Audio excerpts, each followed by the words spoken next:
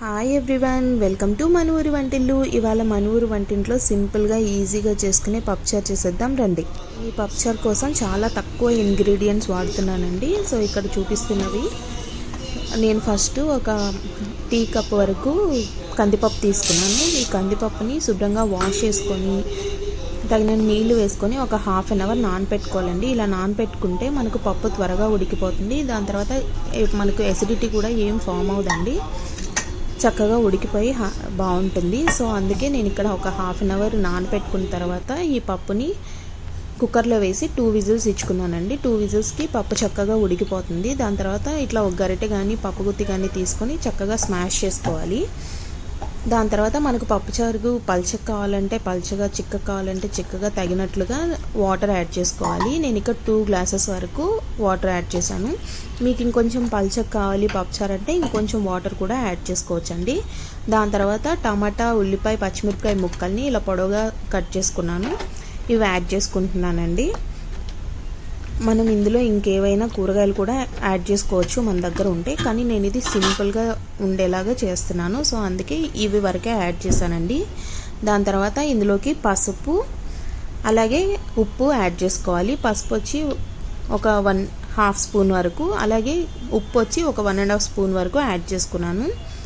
దాని తర్వాత ఇందులోకి చింతపండు యాడ్ చేసుకోవాలి. నా దగ్గర ఇట్లా చింతపండు పల్పు ఉంది. సో నేను అందుకే ఈ చింతపండుని ఒక 1/2 స్పూన్ వరకు యాడ్ చేసుకున్నాను. ఇలా చింతపండుని పల్ప్ చేసి పెట్టుకుంటే మనం కూరల్లో ఈజీగా వాడుకోవచ్చండి. నేను తర్వాత ఎప్పుడైనా ఆ రెసిపీ కూడా మీకు చూపిస్తాను ఎలా చేసుకోవాలనేది. దాని తర్వాత మీకు ఈ పచ్చిమిరపకాయలతోనే కారం సరిపోయిద్ది అనుకుంటే ఇంకా కారం యాడ్ చేసుకోవాల్సిన అవసరం లేదు. నేను ఇక్కడ పచ్చిమిరపకాయలతో నాకు కారం సరిపోదు కాబట్టి నేను ఇంకొక 1/2 స్పూన్ వరకు కారం యాడ్ చేస్తున్నాను. కారం యాడ్ చేస్తే కొంచెం కలర్ కూడా బాగుంటుంది అని చెప్పి యాడ్ చేస్తున్నాను. మీ దగ్గర ఘాటున్న పచ్చిమిరపకాయలు ఉంటే ఓన్లీ ఈ పచ్చిమిరపకాయలతోనే చేసేసుకోవచ్చు. దాని తర్వాత ఇందులో కొంచెం కారం వేసి బాయిలింగ్కి పెట్టేశానండి. ఇది ఒక 15 మినిట్స్ ఉడికించాను. 15 మినిట్స్కి నాకు చక్కగా పప్పుచారు రెడీ అయిపోయిందండి. చక్కగా ఉడికిపోయి ఇలా దగ్గరకు వచ్చేస్తుంది నాకు కావాల్సినట్లుగా. దాని తర్వాత స్టవ్ ఆపి గిన్నె పక్కకు పెట్టుకొని తాలింపు పెట్టుకుందామండి. తాలింపు కోసం నేను ఇక్కడ ఒక స్టీల్ గిన్నె తీసుకున్నాను. మీరు ఎప్పుడైనా స్టీల్ గిన్నె వాడేటప్పుడు మంటని లో ఫ్లేమ్లోనే పెట్టాలండి. హై ఫ్లేమ్లో పెడితే పొగలు వచ్చేసి ఇదవుద్ది. సో అందుకే లో ఫ్లేమ్లో పెట్టి యూజ్ చేయాలి. తాలింపు కోసం ఆయిల్ వేసుకున్నాను. దాని తర్వాత ఆవాలు వేసుకున్నానండి. ఆవాలు కొంచెం వేగిన తర్వాతే మనం మిగిలినవి యాడ్ చేసుకోవాలి. ఆవాలు సరిగ్గా వేగకపోతే మనకు ఇలా చేదు వచ్చే ఛాన్సెస్ ఉంటాయండి. సో ఆవాలు వేగిన తర్వాత నేను ఇక్కడ ఇంకో 1/2 స్పూన్ వరకు జీలకర్ర యాడ్ చేశాను. జీలకర్ర కూడా కొంచెం వేగిన తర్వాత ఇట్లా 3 చిన్నులపాయ రెబ్బల్ని ఇట్లా దంచి వేసుకున్నానండి.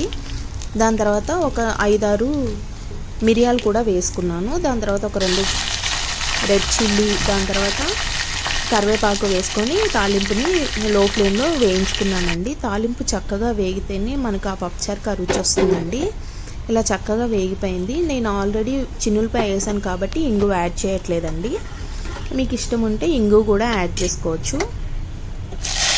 ఇట్లా చక్కగా వేగిన తర్వాత పప్పుచారు వేసేసుకొని కొంచెం కొత్తిమీర చల్లుకుంటే మన పప్పుచారు రెడీ అయిపోతుందండి. వీడియో నచ్చితే please like, share, subscribe to my channel. Thank